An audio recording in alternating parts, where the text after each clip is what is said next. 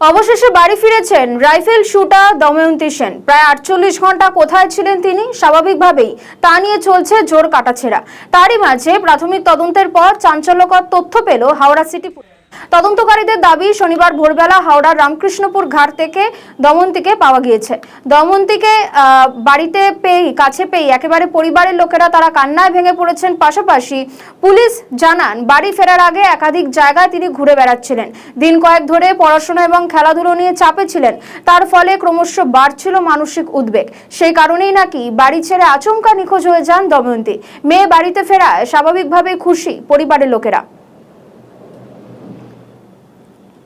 আর ওর কিছু ইস্যুস ছিল বাড়িতে প্যারেন্টসের সাথে, ওর স্টাডিজ আর স্পোর্টস নিয়ে। এর বেশি আমরা বলতে চাই না, ওর জন্য বেরিয়ে গেছিলো। আমরা we are very happy that she has been recovered. আর ও ফিরে এসছে, সশরীরে ফিরে এসছে, সুস্থ আছে। সুস্থ আছে। কোথায় ছিল স্যার কিছু বলেছে? সে বিভিন্ন জায়গায় ছিল, সেইগুলো আমরা ভেরিফাই করছি। ঠিক আছে। ও প্যারেন্টস কিছু বললেন?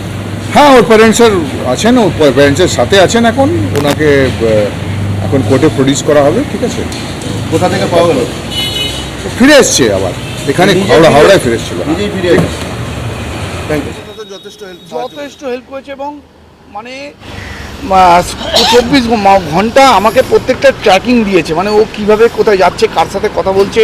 তারপর মেয়ের কাছেও জানলাম ওখানে একটা কোনো মেয়ে হেল্প করেছে ওকে জামা কাপড় চেঞ্জ করে দিতে, ওই শ্রীরামপুরে। ও কি শ্রীরামপুরেই ছিল? হ্যাঁ, কি রমন টাইপ নাম, মানে সাউথ ইন্ডিয়ান বা গ্রামের মেয়ে, খুব ভালো মেয়ে। বন্ধু তাকে খেতেও দিয়েছিল। হ্যাঁ, বন্ধু নয়, একদম স্টেশনেও পরিচয় হয়েছে। ও কাঁদছিল দেখে, বা কাঁদছিল না, ও মনে হয় ওকে যখন জিজ্ঞেস করেছে যে তোমার বাড়ি কোথায়, ও তখন মনে হয় একটু কেঁদে ফেলেছে। তখন ও পরিচয় দিয়েছে আমি এই। তারপরেই হাওড়া স্টেশনেই আলাপ হয়েছে? না, শ্রীরামপুর স্টেশনে ওর সাথে আলাপ হয়েছে। ওই সিসিটিভি ফুটেজে আমার আপনার মেয়ে হাওড়া স্টেশন থেকে শ্রীরামপুরে নেমেছিল। বহু লোকেরা তাকে মাহেশের রথের সামনে দেখেছে এবং মেয়েও বললো হ্যাঁ, মাহেশের রথের সামনে আমি অনেকক্ষণ ছিলাম।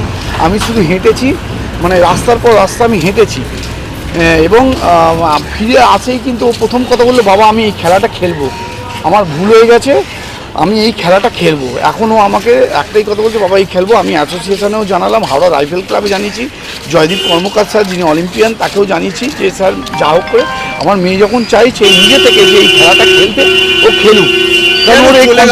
ধ্রুবজ্যোতিবাবু কি মনে করছেন, কেন মানে এটা না বাড়ি থেকে নয়, ওর কিছু একটা না না না আমাদের সবসময় সঙ্গ পায়। আমি তো ওকে নিয়ে আসি। আর সবচেয়ে বড় কথা ওই স্কুল অ্যাটেন্ডেন্স, কারণ ও খেলতে গিয়ে না স্কুল অ্যাটেন্ডেন্সটা ও মেনটেন করতে পারছিল না। স্কুল অ্যাটেন্ডেন্স বলুন, পড়াশোনার সাথে খেলা, কারণ 8-9 ঘন্টা প্র্যাকটিস করে। এবার ও ওখান থেকে ভেবে ফেলেছে হয়তো আমি সেইভাবে 100% দিতে পারছি না, কিন্তু খেলা, ফ্যাশন ডিজাইনিং এগুলো হচ্ছে ওর খুব প্রিয় জিনিস।